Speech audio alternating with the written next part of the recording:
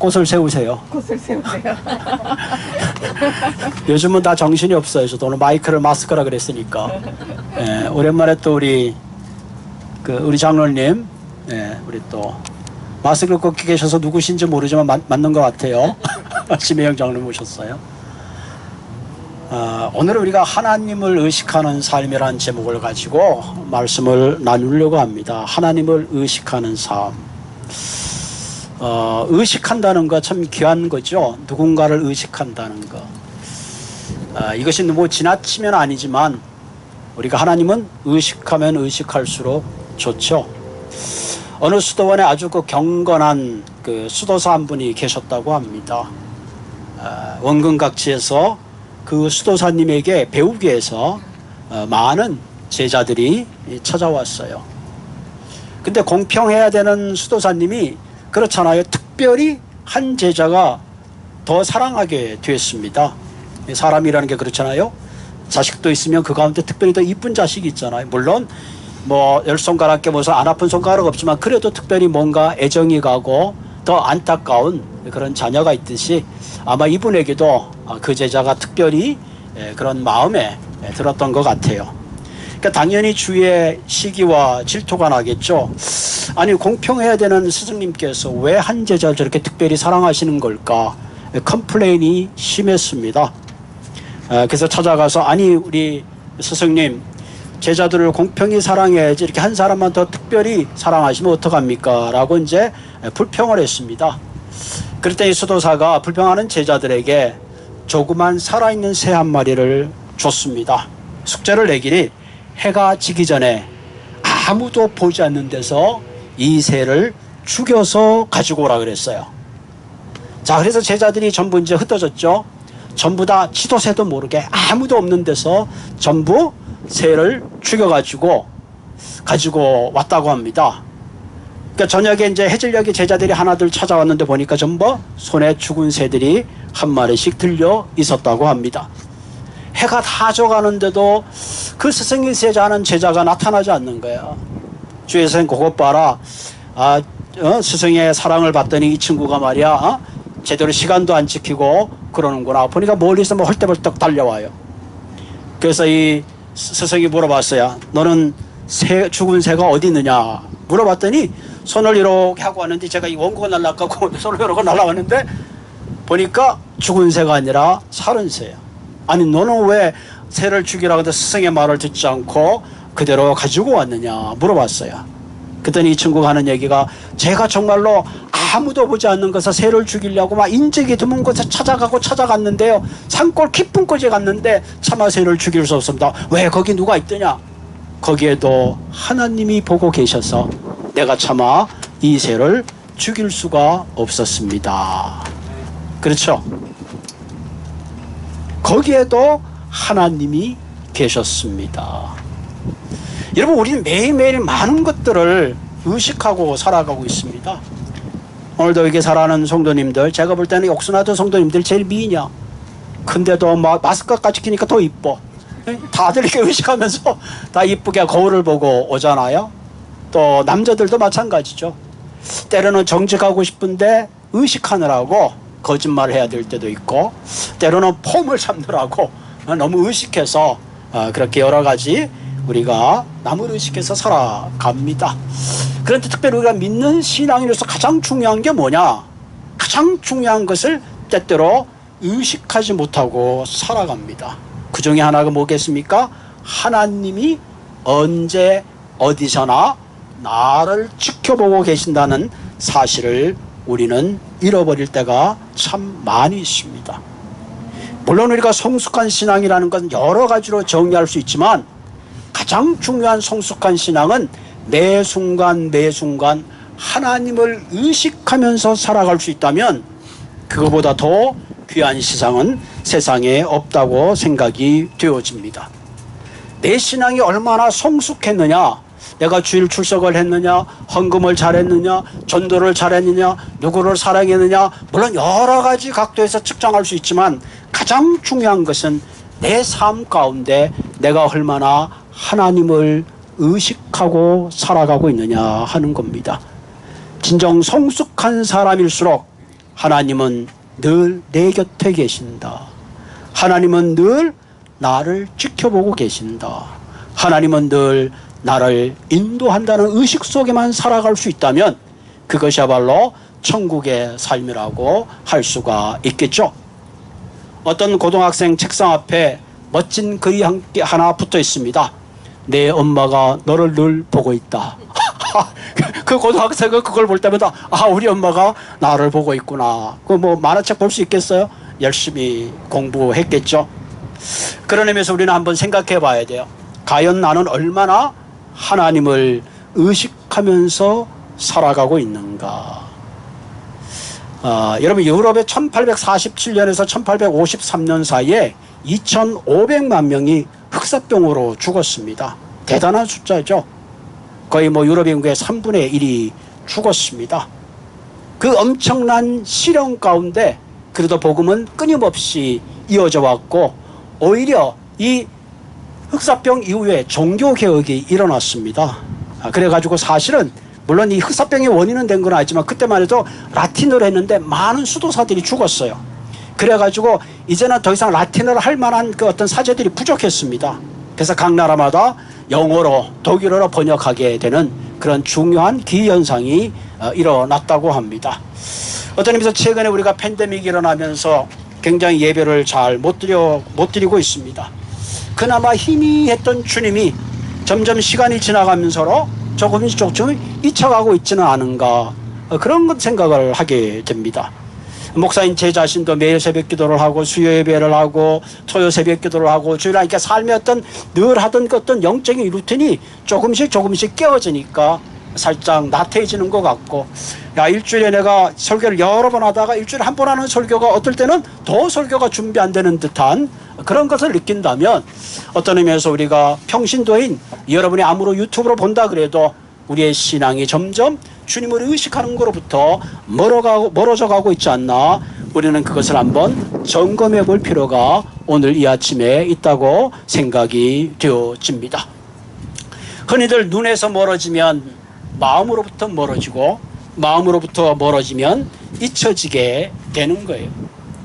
그래서 목회자로서 그래도 우리가 일주일에 한 번 뭐 다른 거 다 하잖아요. 골프도 치고 테니스도 치고 뭐 산에도 가고 별짓 다 하잖아요. 근데 일주일에 한 번 와서 주일날 파킹라세, 우리가 뭐 이제 정부의 시책이 인사이드 예배가 금하니까 바깥에서 예배를 하며 들으면서 우리의 그 연약한 하나님에 대한 의식을 조금은 일깨울 필요가 있겠다 하는 그런 생각을 하고 이렇게 예배를 시작하게 됐습니다. 사실 교회라는 게 단순히 설교만 듣는 걸로 끝나는 게 아니잖아요. 서로가 얼굴을 보고 교제를 하고 또 선교를 하고 많은 나눔이 있습니다. 그런 의미에서 우리가 일주일에 한 번 우리가 하나님 앞에 이렇게 얼굴 보고 예배 드리는 걸 통해서 다시 한번 내가 하나님을 잃어버렸던 그 의식을 우리가 회복해야 된다는 생각을 하고 있습니다. 우리가 하나님을 의식하고 산다는 것은 대단히 그냥 가만히 있어도 의식되는 게 아니에요. 때로는 노력이 필요하고 때로는 깨어져 있는 영성이 필요합니다. 여러분, 우리가 새벽 기도를 한다 그러면은 저녁에 잘 때 내가 내일 아침에 눈을 뜨면 가고 눈이 안 떠지면 가지 말아야지, 그런 사람은 새벽 기도 올 수 있겠어요? 그렇지 않아요. 자명종을 5시 반에 맞춰놓고 자명종이 울리면 그래 일어나야지, 오늘 하루도 하나님이 내게 하루로 허락하셨는데 하루의 첫 시간을 주님께 드려야지, 이런 깨어지는 의식이 있을 때 비로소 우리 발이 움직이고 우리의 마음이 하나님 앞에 나아가게 된다는 사실입니다. 하나님을 의식하는 시작이라는 것은 가만히 있는다고 되는 것이 아니라 뭔가 영적으로 몸부림치는 그런 어떤 우리의 의식이 필요합니다. 이런 하나님을 의식하는 신앙이 있을 때에 비로소 우리는 눈에 보이는 어떤 현실적인 눈을 따라 사는 삶이 아니라, 내 욕망을 따라가는 삶이 아니라, 이제는 세상의 부귀영화보다도 하나님을 의식하는 삶이 더 존귀하게 생각되고 땅의 가치보다는 하늘의 가치를 따라가는 위대한 결단의 삶을 살게 되는 거죠. 모세가 그랬잖아요. 모세는 뭐예요? 바로의 궁전에 왕자로 사는 것보다 내가 하나님의 종으로 사는 것을 귀하게 생각하는 그런 결단을 하게 된 겁니다. 여러분, 이스라엘 백성들이 모세가 시내산에 십계명을 받으러 간 사이에 금송아지를 만들어 놓고 막 경배했어요. 하나님이 너무너무 화가 났어요. 모세에게 화를 냈습니다. 그리고 하나님께서 모세에게 한 말이, 그래, 내가 이스라엘 백성들을 적과 꿀이는 땅으로 인도하기는 인도하마. 그 대신 나는 너희들과 같이 가지 않겠다. 그러시는 거예요. 모세가 그때부터 기도하는 거예요. 하나님, 내 이름이 하늘의 생명책에 끊어질지라도 하나님 이 백성을 불쌍히 여겨달라고, 하나님의 마음을 돌이켜달라고. 왜 모세가 그렇게 기도했을까요? 우리가 적과 꿀어낸 가나안 땅에 갈지라도, 우리가 축복과 성공했다 할지라도 하나님이 없는 그들의 삶에게는 아무런 의미가 없음을 알았기 때문에 그렇습니다. 하나님이 인간에게 주시는 가장 큰 벌 중에 하나가 뭐냐면, 하나님께서 인간을 상실한 마음대로 두는 것, 그것이 가장 인간에게 주신 하나님의 큰 형벌이라고 볼 수가 있습니다. 여러분, 우리가 하나님을 의식하고 살 때에 우리의 삶에 분명한 변화가 일어나게 되어 있습니다. 살아있는 씨앗은 떨어지면 싹이 나고 꽃이 피고 열매가 맺듯이, 하나님을 의식하는 삶은 사람의 시선보다는 하나님의 시선을 더 중요하게 생각하는 겁니다. 그래서 성경에 보면 뭐예요? 너희가 기도할 때 은밀하게 보시는 하나님께 기도하라. 은밀하게 보시는 하나님께 우리의 시선이 있을 때에 우리는 어떤 경우에도 흔들리지 않고 묵묵히 우리의 신앙을 지킬 수가 있는 겁니다. 그래서 신약 성경에 뭐라 그랬어요? 하나님은 나의 머리털 하나까지 세시는 그 하나님을 우리가 의식하고 살 수만 있다면 우리는 어떤 시험 가운데 있더라도 우리는 승리할 수 있는 삶이 될 수 있는 겁니다. 현대인의 특징이 무엇이냐고 어떤 칼럼니스트가 당대 석학에게 물어봤습니다. 그분이 대답하기를, 현대는 우주도 가고 세상에 많은 지식이 넘쳐나고, 사실 지금 얼마나 테크놀로지가 발달했습니까? 뭐 이제 우주여행이 뭐 얼마 남지 않은, 지금 뭐 테슬라가 막 천정부지에 주식이 오르고 있습니다만은, 어쨌든 그 많은 테크놀로지 앞에 우리는 온갖 지식을 다 가지고 있습니다. 그러나 진짜 큰 문제는 하나님에 대해서 점점 우리는 무지해 가고 있다 하는 겁니다. 그것이 어떻게 보면 온 인류가 갖고 있는 가장 큰 불행한 사건을 가지고 오는 큰 원인이 될 수가 있다는 사실입니다. 오늘 우리가 읽었던 우리 시편은 한 인간이 하나님 앞에 하나님을 의식함으로, 한 총동네에 목동으로 섰던 한 청년이 하나님의 위대한 쓰임 가운데 이스라엘의 위대한 왕이 됐던 한 사람의 간증과 같은 이야기입니다. 오늘 우리가 읽었던 이 시편은 단순한 어떤 학습에서 온 것도 아니고 어떤 사변에서 온 것도 아니고, 그의 일생 가운데 철저하게 느꼈던 하나님을 의식하는 가운데 깨달았던 사실입니다. 그럼 우리는 어떻게 우리가 우리의 삶을 정말로 하나님을 의식하는 그런 삶을 살 수 있겠는가 하는 겁니다. 오늘 다윗은 자기 인생의 전부를 잘 아시는 하나님, 내 인생에 대해서 하나님 어떻게 이렇게 잘 아십니까? 그것을 감탄하는 것을 보게 됩니다. 첫째로 우리가 하나님을 의식하는 삶으로 나아가기 위해서 가장 중요한 것 중에 하나는, 하나님은 나를 너무나 잘 아신다는 거예요. 여러분, 어떨 때 부부가 한 30년, 40년, 50년 같이 살면 눈만 껌뻑거려도 알 것 같지만, 살면 살수록 모르는 게 남편이요, 모르는 게 부인이라 그러더라고요. 오늘 본문의 1절에 보면, 여호와 주께서 나를 살펴보셨으므로 나를 아시나이다. 이 살펴보았다는 얘기는 조사했다, 시험했다, 주의 깊게 살펴보았다, 그런 뜻을 갖고 계십니다. 다시 말하면 하나님은 우리를 대하실 때에 건성으로 보시는 것이 아니라 살펴보신다. 아주 관심을 가지고 찬찬히 뚜려지게 보신다는 것입니다. 뿐만 아니라 본문 2절에 보면, 주께서 나의 안고 일어섬을 아시고 멀리서도 나의 생각을 밝히 하신다. 나의 안고 일어섬을 안다. 여러분, 내가 안고 일어서는 거 사실 우리는 무의식 중에 합니다. 에? 밥 먹을 때도 그렇지만 우리 숟가락질 할 때 한 숟가락 떠서 올려야지, 각도는 몇 도로 해야지, 입에 넣어야지, 그거 아니죠. 무의식적으로 안고 일어나잖아요. 그런데 하나님은 나의 이 안고 일어섬을 아신다는 것은 내 삶의 24시간 평상의 모든 삶을 알고 계신다. 내가 교회에 있을 때, 집에 있을 때, 직장에 있을 때, 화장실에 있을 때, no matter what, 어떤 경우에 있든지 하나님은 나를 아신다. 한마디로 이 말은 하나님은 나의 모든 일상을 꿰뚫어 보신다. 심지어 뭐예요? 멀리서도 나의 생각을 안다. 이 말은 뭐 내가 말하지 않아도 내 마음의 생각을 아신다 하는 거예요. 그 예수님이 제자들에게 가르친 뭐예요? 너희들은 이방인처럼 기도할 때 여러 가지 할 말 필요 없다. 중언부언할 필요 없다. 너희가 무엇이 필요한지 내가 다 알고 있다 하는 겁니다. 제가 가끔 기도할 때 이제 이런 기도를 합니다. 예, 이제 곡조는 어메이징 그레이스 불러서 아시지요 아시지요 아시지요 주님 아시지요 아시지요. 이거 여러분 집에 가서 5분만 불러보세요. 눈물이 나요. 왜? 하나님이 내 마음을 아시는구나. 내 마음을 아시는구나. 때때로 목회하고 힘들 때마다 기도할 때 부릅니다.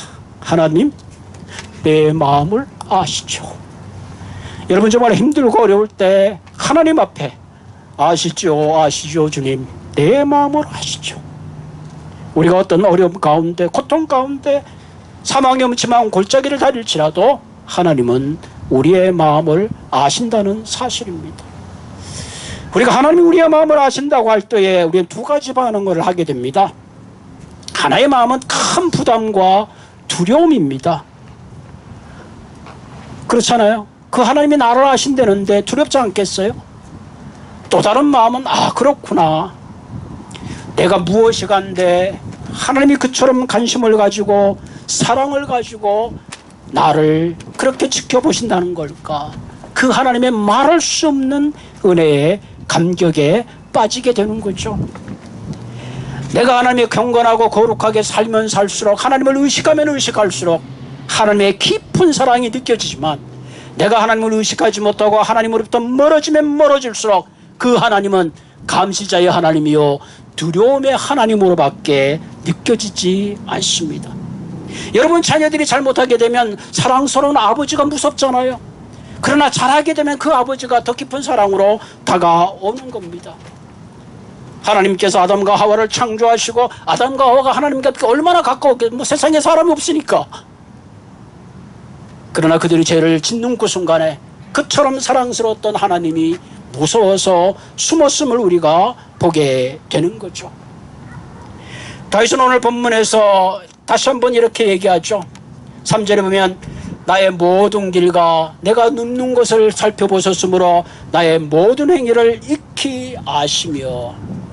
여러분 여기만 내가 눕는 것을 살펴보셨다. 이 히브리 말로 메리브라는 이 말이에요. 이 말은 상당히 은밀한 뜻입니다. 상당히 부부의 침실과 같은 그런 의미를 가지고 있습니다. 어떤 의미에서 물론 이제 그런 의미가 포함되어 있는지 아닌지 제가 짐작해 볼 때 어떻게 보면 다윗은 은밀하게 우리의 아내를 은밀한 궁 깊은 곳에, 그곳에 함께 누워 있을 때 하나님은 그 자신을 보았을 것이라고 생각했는지 모르죠. 그래서 나중에 이제 다윗이 크게 회개하잖아요. 한마디로 우리가 하나님 앞에 변명할 수 있는 것은 아무것도 없는 거죠. 우리의 눕는 것을 아시는 하나님 앞에 우리가 숨길 수 있는 것은 아무것도 없습니다. 그런 의미에서 우리는 하나님 앞에 솔직할 수밖에 없는 겁니다. 4절에 보면 여호와여 내 혀의 말을 알지 못하는 것이 하나도 없다. 혀의 말을 알지 못하는 것이 하나도 없단 말은 본래 뜻은 이런, 혀가 움직이기 전에, 말을 하기 전에 아신다는 거예요. 자, 이처럼 고백했던 다윗이 5절에 와서는 엄청난 고백을 하게 되죠. 주께서 나의 앞뒤를 둘러싸시고 내게 안수하셨다. 앞뒤를 둘러쌌단 말은 마치 성을 포위해서 그 성에서 벗어날 수 없도록 하나님께서 감싸시는 것을 말씀하고 있습니다. 내 앞뒤를 포위하시고 밀착하셔서 나를 지키시고 내게 안수하시는 하나님. 그래서 다윗은 시편 120편 5절에 여호와께서 우편에서 내 그늘이 되셨다. 그늘이 되셨단 말은 여러분 이렇게 표현하면 좋게 그림자라고 생각하면 돼요. 그림자는 내가 가는 곳마다 따라다니는 거죠. 주님께서 내가 가는 곳마다 따라다니는 거죠. 다시 말하면 우리 인생의 모든 삶은 하나님의 빈틈없는 계획 가운데 존재한다는 사실인 것입니다. 그러므로 오늘 아침에 저와 여러분들, 내가 하나님을 의식하면 의식할수록 두려움을 차는 마음이 아니라, 내가 하나님을 의식하면 의식할수록 나의 감시자의 하나님이 아니라, 나를 재판하는 하나님이 아니라 나를 보호하시고 돕는 그런 하나님으로 느껴지시는 모든 분들이 되기를 바랍니다. 다윗이 고백했던 것처럼 앞뒤를 둘러싸고 나를 안수하셨나이다. 다윗은 사방에 우겨쌈을 당했죠. 그래서 6절에 보면 그가 고통 가운데 있을 때 이런 고백을 다시 합니다. 이 지식이 내게 너무나 기이하니 높아서 내가 능히 미치지 못하나이다. 그 하나님의 은혜를 생각하고 나를 아신 그 하나님을 생각하니 그 은혜는 하늘보다 높고 바다보다 넓어서 측량할 길이 없다 하는 겁니다. 그러면서 이 시간에 우리 다시 한번 나의 머리끝까지 세시는 하나님, 내 형편과 처지를 아시는 하나님, 하나님은 나에 대해서 전혀 모르는 것이 없는 하나님, 나보다 나에게 더 많은 관심을 갖는 그 하나님을 생각할 때에 우리가 매순간 매순간 그런 하나님의 의식 속에 살아가는 모든 분들이 되기를 주님의 이름으로 부탁을 드립니다. 여러분, 다윗의 일생처럼 고난과 역경을 겪은 사람들이 그렇게 많지 않을 거예요. 어떻게 보면 이세의 막내 아들로 태어나가지고 아버지에게도 인정을 받지 못했잖아요. 사무엘이 와서 앞으로 기름을 부을 장차의 위대한 하나님의 사람을 내가 기름 붓기 위해서 왔다 그럴 때 아버지는 다윗이 목동으로 가 있었는데 그걸 부르지도 않았어요. 마지막 사무엘의 기름을 받고 그 거대했던 골리앗을 물맷돌로 이겨서 한순간에 사울의 사위가 되잖아요. 천부했던 목동이 한순간에 뭐예요? 왕의 사위가 돼. 얼마나 굉장히, 그의 앞길은 그야말로 나는 새도 떨어뜨리는 위대한 앞날이 보장되어 있는 듯 했지만 그렇지 않잖아요. 결국은 사울의 시기와 질투 앞에 그런 고국을 떠나서 그 가디에 골리앗을 죽였던 그곳까지 숨어들어서 나중에는 미친 행세를 하면서 찜을 흘리면서 그의 생명을 구걸하는 그런 삶의 지경까지 떨어졌습니다.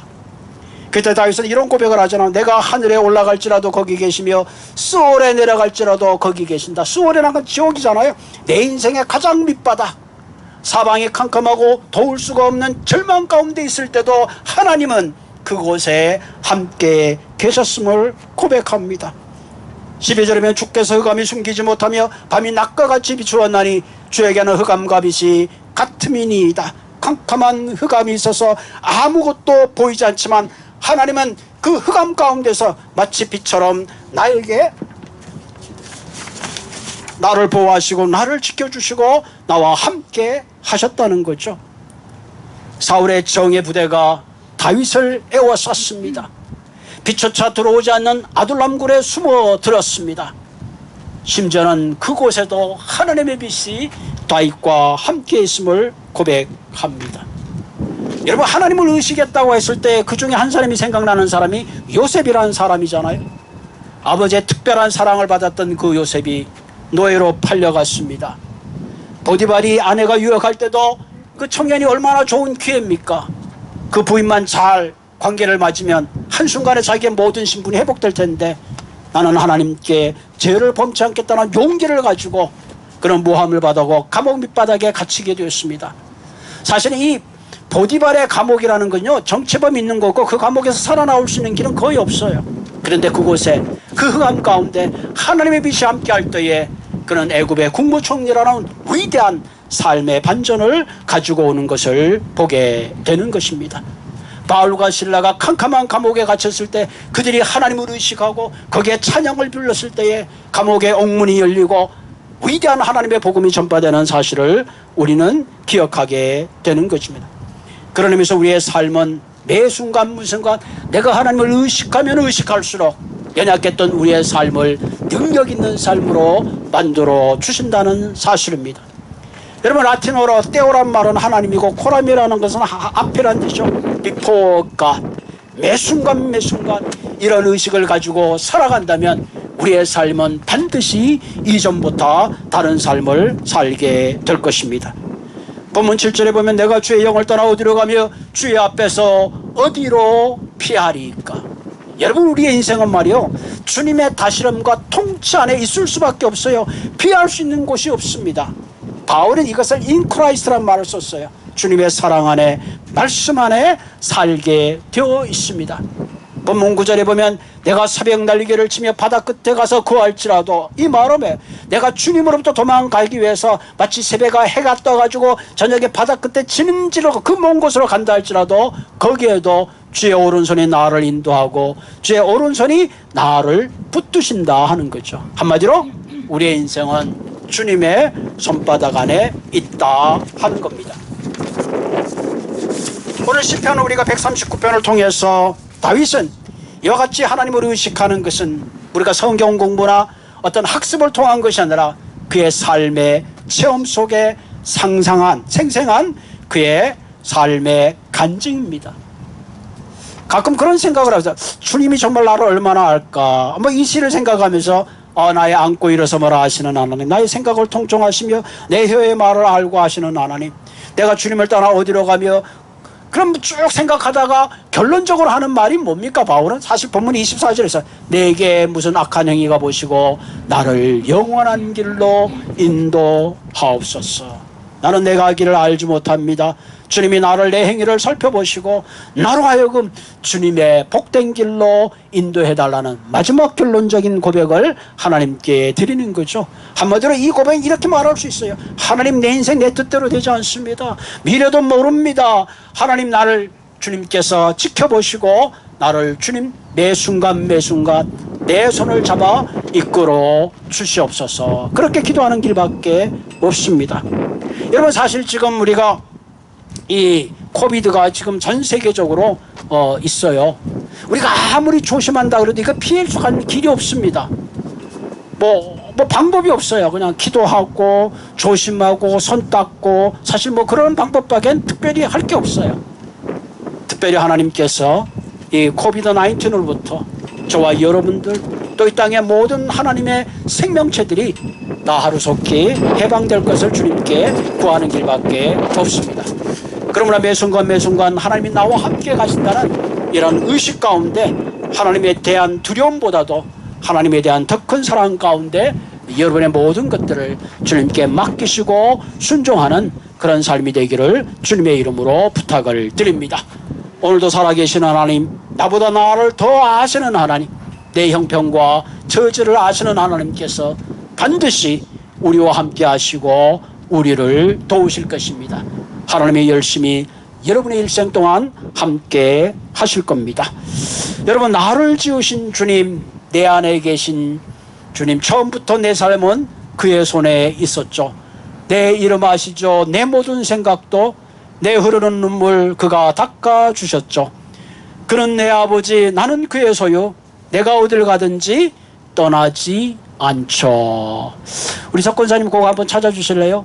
유튜브에 찾아서 한번 마지막에 그걸 듣고 기도하고 마치도록 하겠습니다. 나오시고 그거 한번 이렇게 들어보세요. 가사가 참 좋아요. 한번 들으시고 들으시면서 이 시간에 우리가 헌금은 여기 있으니까 이 노래가 끝나면 제가 기도하고 그냥 나를 지으신 주님 그냥 찾아보셔야 될 것 같아요. 구글에서.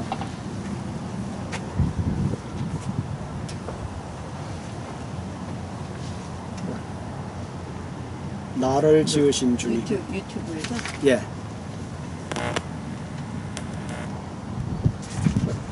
예.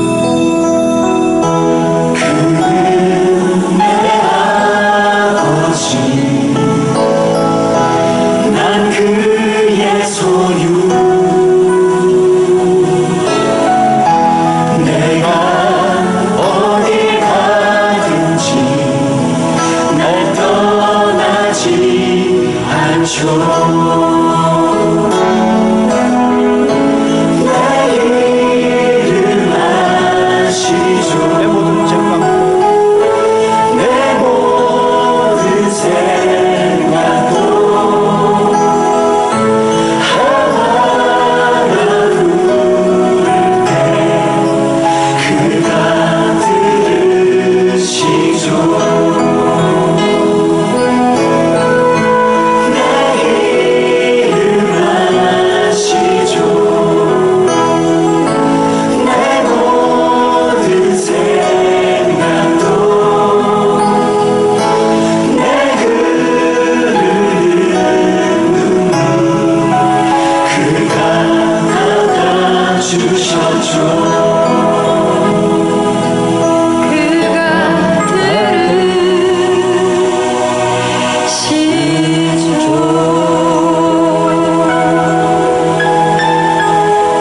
아멘. 감사합니다. 우리 이 시간에 우리 찬송가 하나 부르겠습니다. 88장 찬송 부르면서 하나님께 예물 드리도록 하겠습니다.